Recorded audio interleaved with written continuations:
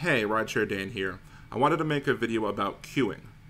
In Uber and Lyft, in New Orleans, you have queuing set up at the airport, which means that if you want to pick up somebody from the airport, that you basically sit in a queue and it's first come, first serve. Now, the other day, I opened up the applications and I noticed that there were 65 people waiting in the Lyft queue, but 136 people waiting in the Uber queue. This seemed strange to me. Why would about 70 people be in one application and not the other? It doesn't make sense.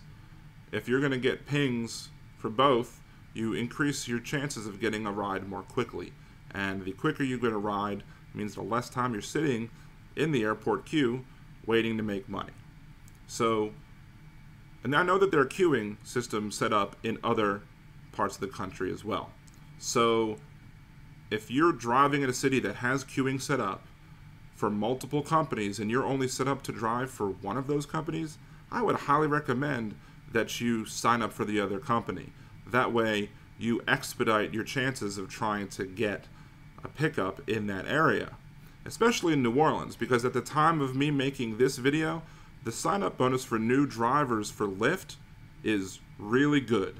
So if you're in New Orleans and you want to sign up to drive for Lyft or Uber, you can go to my website, ridesharedan.com, click the sign up to drive link, and you can just click the image for either company that you haven't signed up for yet, and you will get the really good signing bonus for Lyft.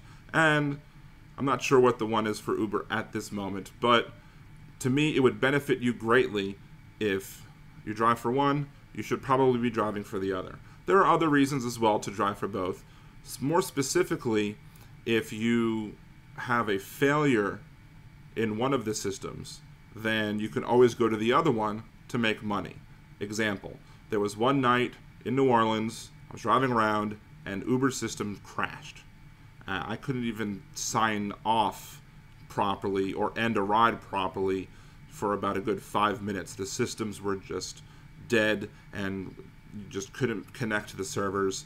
So if I didn't have Lyft as an option, I couldn't have driven that night.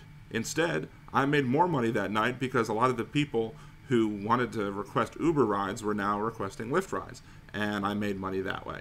So it makes the most sense, where if you're going to sign up to drive for ride sharing with one company and there are multiple companies that operate in that city, sign up for all of them, and you don't have to drive for them all of the time. If you have a favorite, go with that one, absolutely.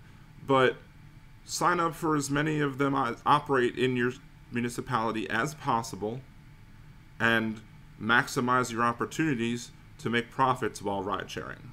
And again, if you don't currently have a new driver sign-up code, just go to ridesharedan.com, click on the sign up to drive link, and you can click on the images for both Uber and Lyft, and you'll get whatever credits that you'll get based on whatever those companies' policies are for new drivers in your city. And I will also potentially get a credit as well. So I would appreciate if you do that.